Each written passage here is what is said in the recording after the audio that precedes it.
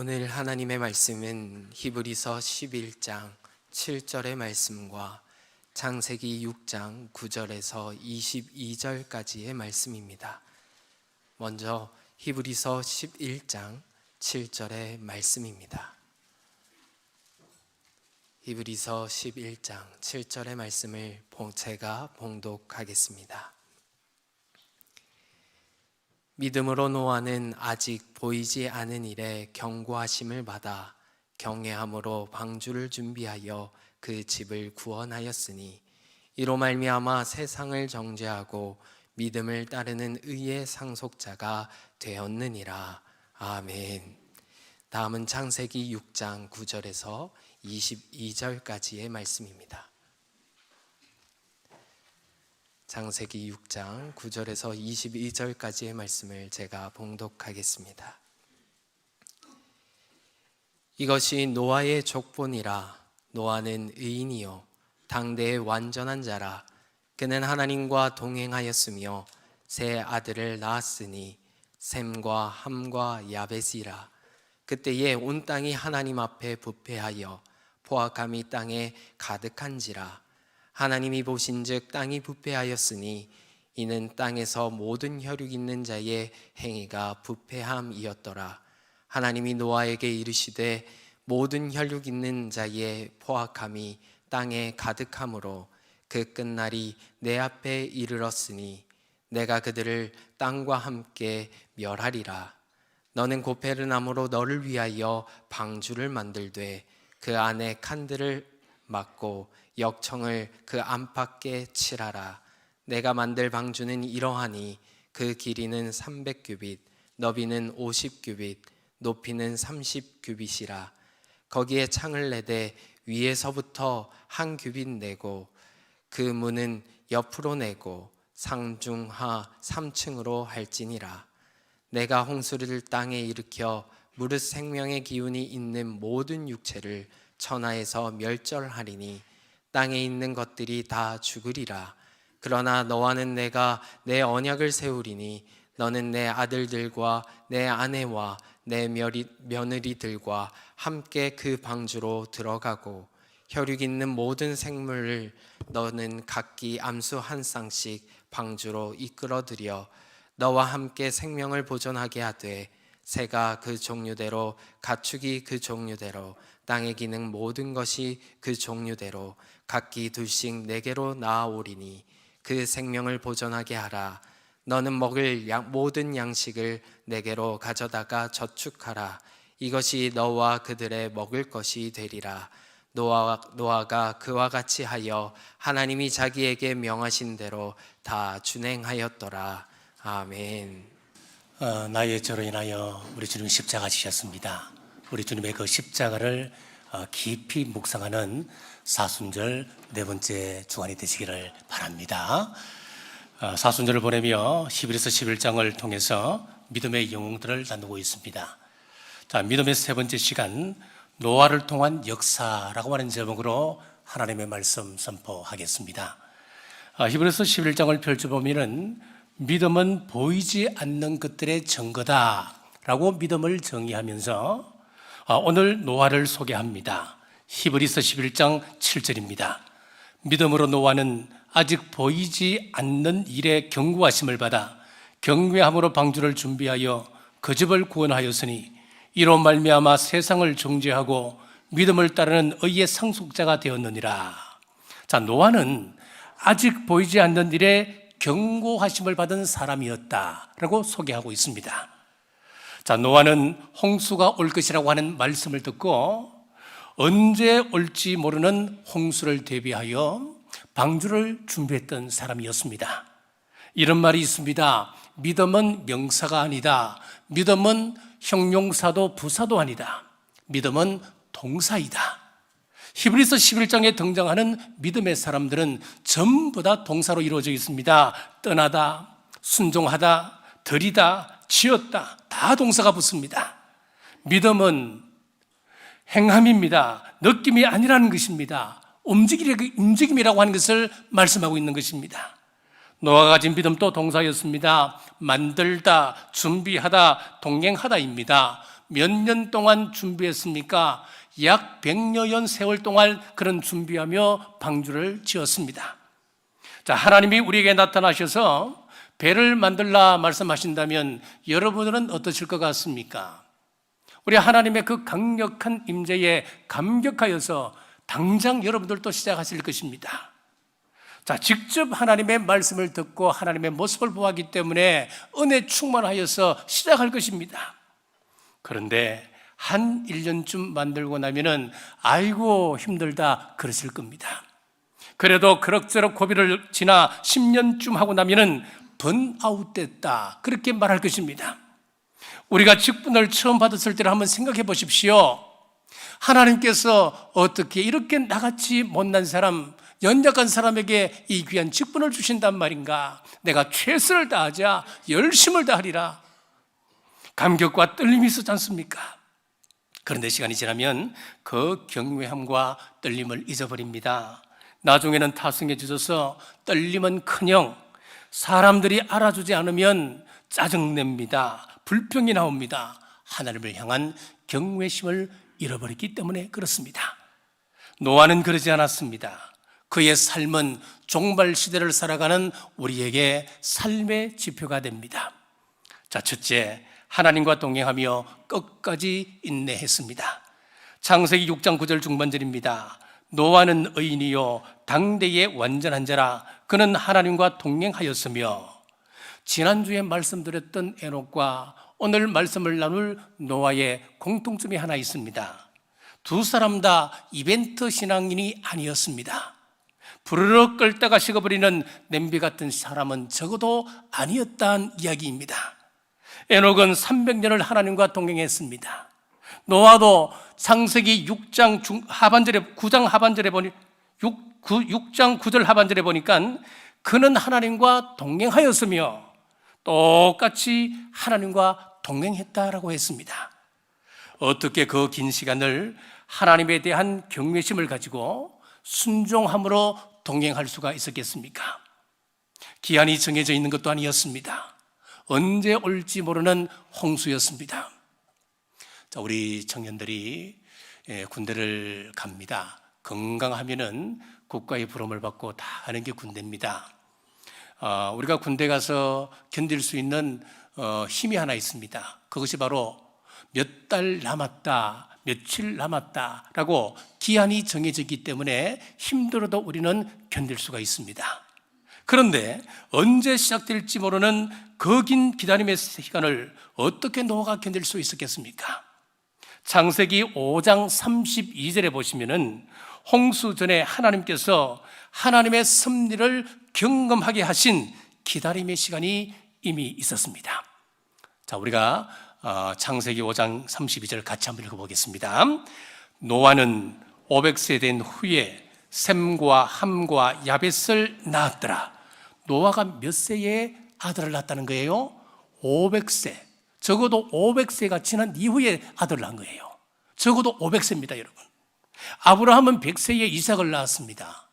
아브라함은 자식을 낳으려고 무지하게 때를 썼던 사람이었습니다. 그래서 중간에 여종 하갈과의 그런 에피소드도 있습니다. 그런 사건들이 등장하는 것입니다. 그런데 노아는 100년이 아니었습니다. 500년을 기다렸습니다. 그 500년이 보통 시대가 또 아닙니다. 창세기 6장 4절에서 5절에 보면은 당시 땅에는 네피림이 있었고 그 후에도 하나님의 아들들이 사람의 딸들에게로 들어와 자식을 낳았으니 그들은 용사라 고대의 명성 있는 사람들이었더라. 여호와께서 사람의 죄악이 세상에 가득함과 그의 마음으로 생각하는 모든 계획이 항상 악할 뿐임을 보시고 성의 타락이 그걸 달렸습니다. 그래서 어떤 영적인 존재인지는 모르지만은 영적인 존재와 사람과의 관계 속에서 네피림이라고 하는 거인 종족이 만들어지기도 했습니다. 당시 사람들의 모든 생각이 항상 악했다고 성경은 기록하고 있습니다. 참 이상하지요. 이 세상 사람들은 죄악 속에 파묻혀 사는 사람들은 일도 잘 됩니다. 자식도 잘 낳습니다. 그런데 하나님과 동행하고 하나님 말씀에 순종하며 하나님 보시기에 의인이라고 인정받았던 노아는 500년 동안 자식이 없었습니다. 내 주변 친구들은 주말도 마음대로 자기 시간을 보냅니다. 그런데 나는 주일 성수하기 위하여 아예 다른 세상이란 생각도 하지 않습니다. 세상 친구들은 요령껏 잘 벌고 그래서 잘 먹고 잘 지냅니다. 나는 물질이 늘 부족합니다. 없는 중에도 아껴서 11조 철저하게 구별하여 하나님께 드립니다. 친구들은 세상에 좋은 곳 주일이면 다 다니는데 나는 주일이면 온종일 예배드리며 교회에서 봉사하며 갇혀 지낸 것 같습니다. 그러면 하나님께서 보시고 우리 성도들이 잘 되게 해주시면 얼마나 좋겠습니까? 그것이 얼마나 은혜겠습니까? 그런데 누가 더 잘 사는 겁니까? 세상 사람들이 훨씬 더 잘 삽니다. 그 사람들은 승승장구합니다. 하는 일들마다 잘 됩니다. 군대로 치자면 안 믿는 사람, 술 접대 잘하는 사람, 이 사람들은 진급 잘 되고 좋은 보직 받습니다. 그런데 나는 예수님 잘 믿고 정도를 지키며 신앙의 절기를 지키려고 하는데 하는 일마다 안 풀리는 겁니다. 진급도 안 되고 보직을 받았는데 아무도 가기 싫어하는 곳 가는 겁니다. 이런 상황이라면 대부분 다 실족하지 않겠습니까? 하나님 과연 살아계시는 것입니까? 하나님 왜 침묵하고 계십니까? 그런 시대에 노아는 500년을 기다리다 아들을 낳은 거예요. 왜 500년이 중요한가 하면 하나님의 섭리를 믿는 500년이었기 때문에 의미가 있는 것입니다. 이 테스트를 통과한 노아였기에 하나님께서 방주를 짓는 그 일을 시키시는 겁니다. 우리는 과거를 보지만 우리 하나님의 안목 속에는 우리의 미래가 있습니다. 우리는 역사는 반복이다라고 하는 말을 하면서 과거 역사 연표를 통하여서 대략 세상이 어떤 세상으로 갈 것이다 라고 짐작할 뿐입니다만은 하나님은 우리의 미래를 명확하게 보십니다.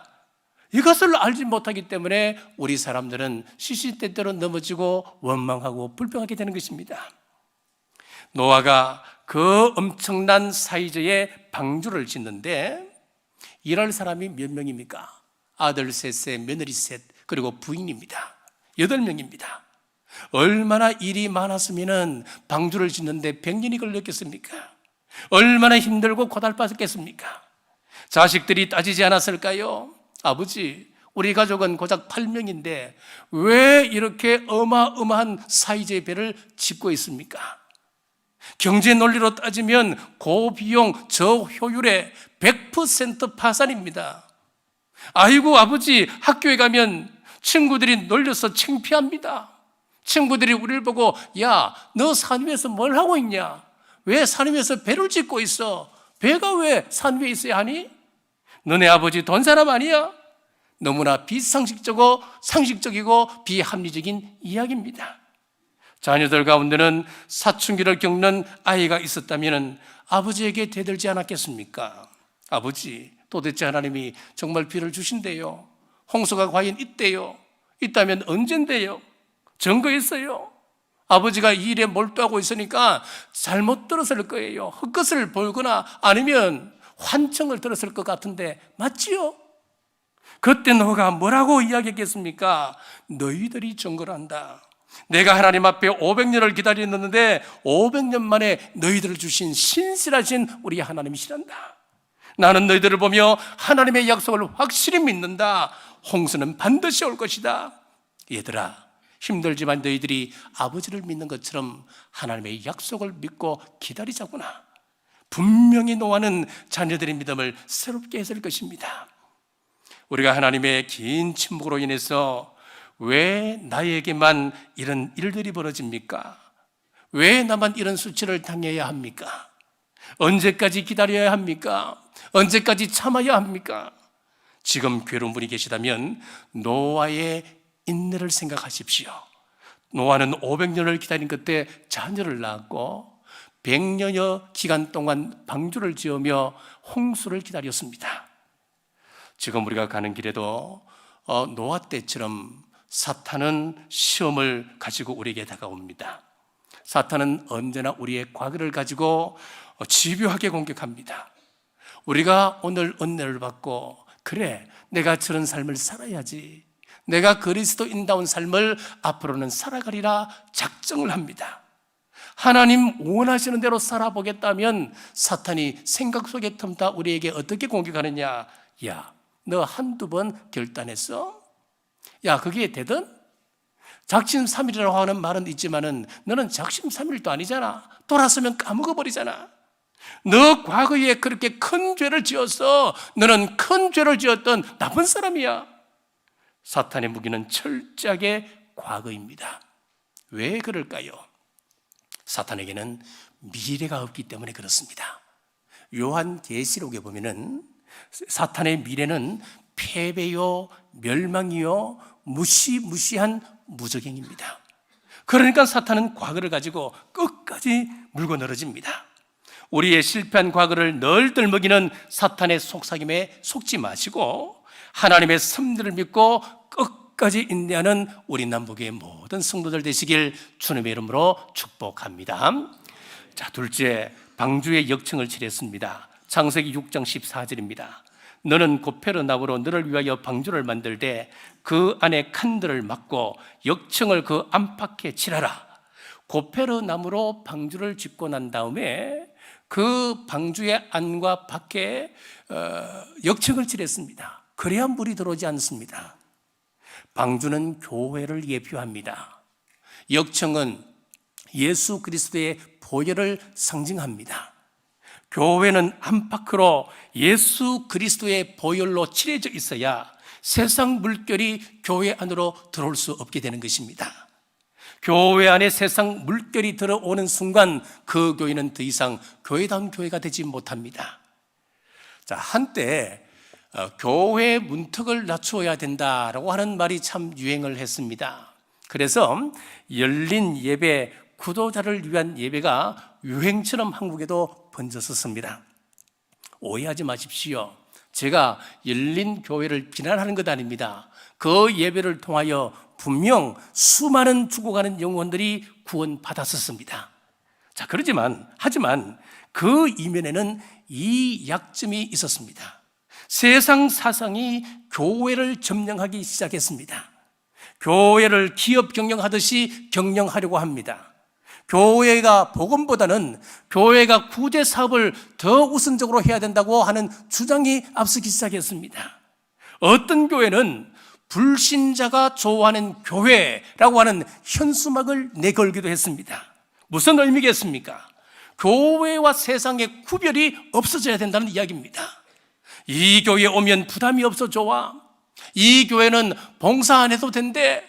헌신을 안 해도 된대. 헌금 안 해도 된대. 야, 역시 앞선 교회야. 그리고 예배도 내가 시간 되면, 내 시간 나면 그때 교회 한 번씩 오면 된대. 세상에 있으나 교회 안에 들어와 있으나 아무 불편함을 느낄 수 없는 교회를 지향하는 것이었습니다.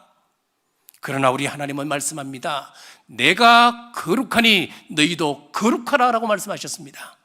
여기서 거룩이라고 하는 것은 구별을 이야기합니다. 우리 하나님은 구별되지 않은 것 싫어하십니다.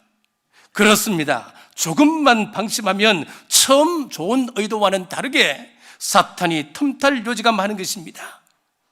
사탄의 전략은 교회와 세상을 구별되지 않는 것으로 만들려고 합니다. 예수님께서 성전에 들어가셔서 왜 화를 내셨습니까? 성전을 구별된 장소로 여기는 것이 아니라 강도의 굴렬로 만들어 놓았기 때문에 그렇습니다. 채찍을 드셨습니다. 예수님께서 새로 역청을 바르시는 행위였습니다. 주님이 청소하시고 다시 구별된 교회로 만드셨습니다. 교회는 교회다워야 합니다. 예배는 예배다워야 합니다. 교회는 세상과 구별되어야 합니다. 그래서 오히려 불신자들이 교회에 들어오면 불편함을 느낄 수 있는 교회가 되어야 합니다. 무슨 얘기겠습니까? 야, 내가 예전처럼 살아서는 안 되는 것이구나. 내가 예전처럼 살아서는 지옥 가는 것이구나. 하나님의 영광을 가리는 것이 내가 살았던 과거의 그런 삶이었더구나. 이런 부담감을 교회가 오시면은 가질 수 있는 그 교회가 진짜 주님께서 원하시는 교회 아니겠습니까? 영혼의 갈등을 느낄 수 있어야 한다고 하는 것입니다. 어느 시에서 이제 종교 지도자들과 그 시의 유지들이 한자리에 모여서 시 발전을 도모하는 그런 이제 포럼을 하게 되었습니다. 어느덧 점심시간이 되었습니다. 점심 식사를 하기 전에 누군가가 발의하기를 여기에 종교인들이 함께 모여 있으니까 누군가가 식사 기도를 하고 우리가 식사를 하자고. 참 좋은 발의를 했습니다.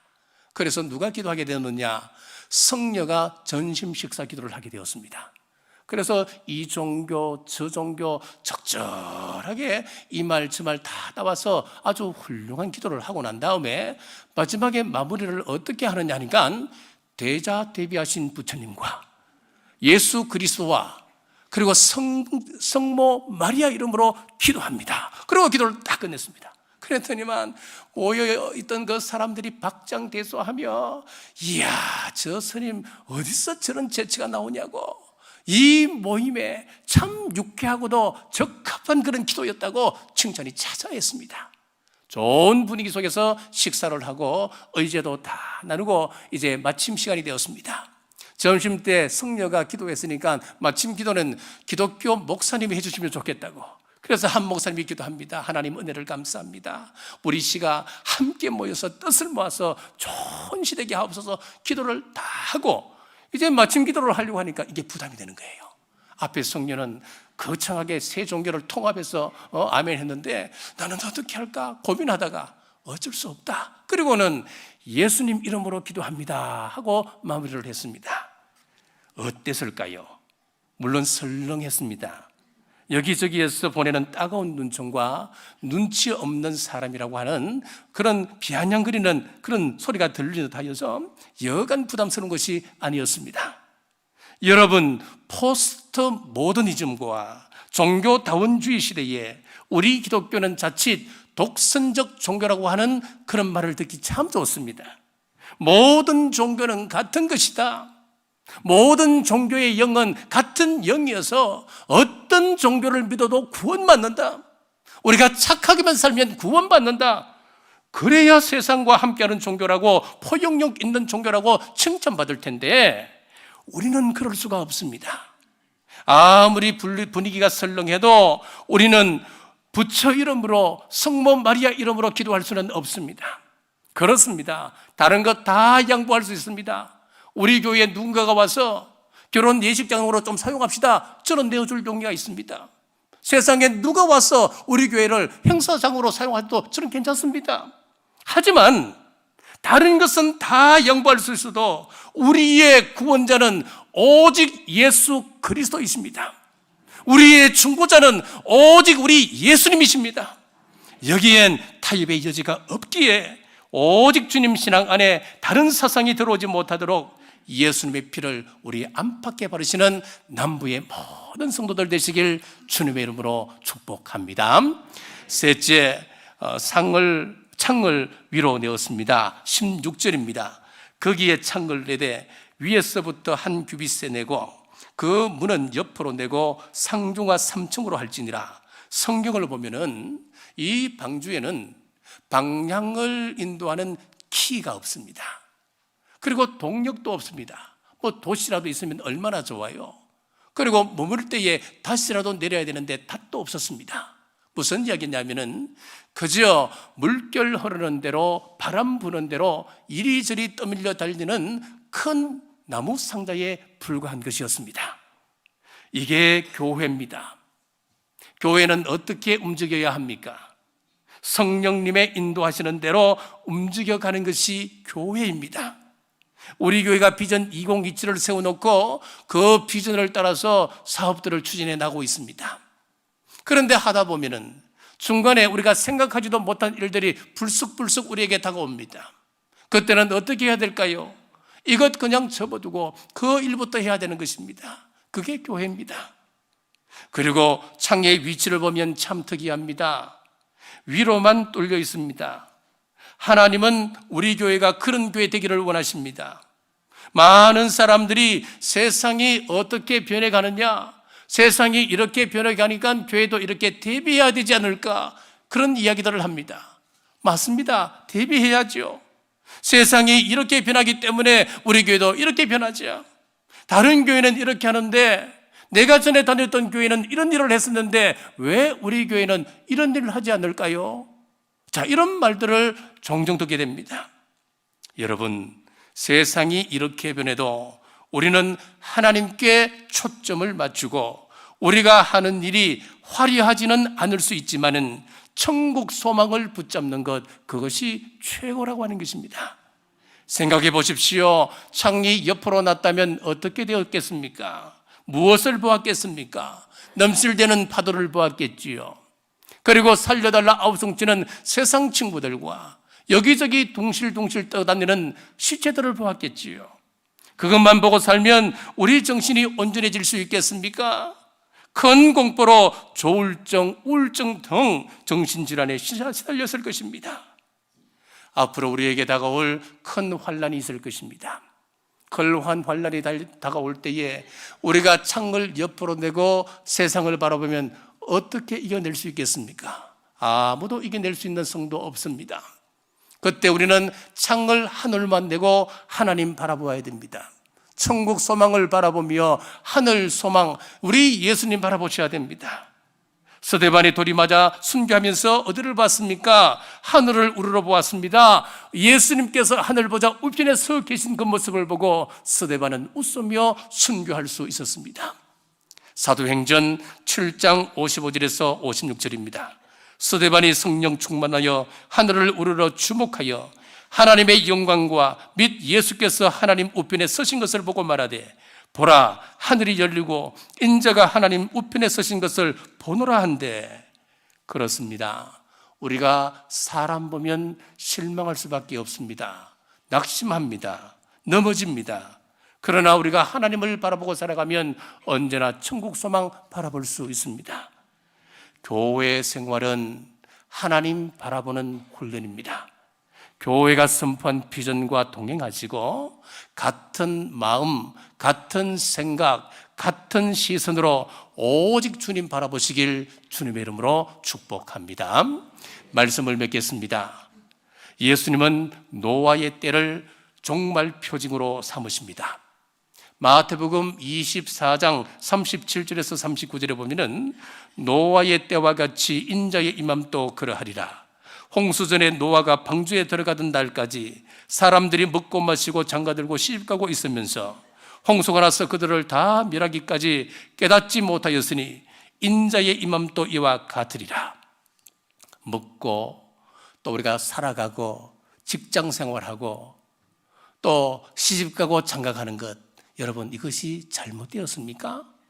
우리가 일상생활하는 것, 이게 죄입니까? 여러분, 죄가 아닙니다. 잘못된 것 아닙니다. 그러나 세상 일에 몰두하여서 일상성에 매몰되어 구원받는 일을 소홀히 한다면 그것은 곧 비극이라고 하는 말씀입니다. 세상 그 어떤 일보다도 구원을 준비하는 일은 우선되어야 할 일입니다. 나무에 역청을 발라 물이 들어오는 것을 막았듯이 예수님의 피로 덮으신 우리 교회의 복음 위 외에 그것은 단호하게 거부하고 복음의 순수성을 지키며 하나님의 뜻을 이루어 나가시길 바랍니다. 창문은 하늘을 향해 열려 있듯이 오직 주님 신앙으로 하나님의 뜻을 구하고 환난과 고난 속에서도 주님과 동행하며 인내하는 우리 남부의 모든 가족들 되시길 주님의 이름으로 축복합니다. 기도하겠습니다. 믿음의 사람 노아를 통하여 말씀 주심을 감사합니다.